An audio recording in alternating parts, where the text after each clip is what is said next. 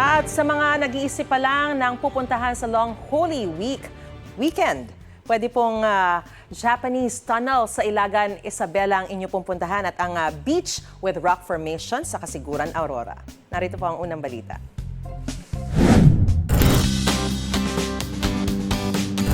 Sa mga naghahanap ng daily dose of vitamin C ngayong tag-init, perfect pasyalan ang Tibu Tidal Pool sa Kasiguran, Aurora na napapalibutan ng naglalakihang rock formations.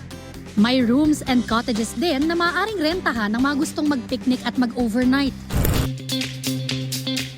Ganyan din ang vibe sa Tanyongon Spring Resort sa Tupi, South Cotabato na dinarayo na rin ng mga turista ngayong tag-init. Ang resort napapalibutan ng matataas na puno kaya sure na presko.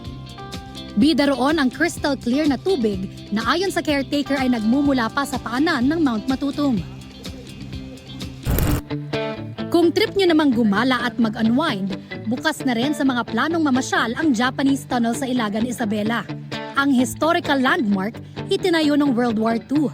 Nasa 40 metro ang lagusan na nagsilbing imbakan ng armas at silungan ng mga Hapon. Pwede rin kayong magsuot ng traditional Japanese clothing at mag-picture taking. Ito ang unang balita. Bea Penlac, GMA News.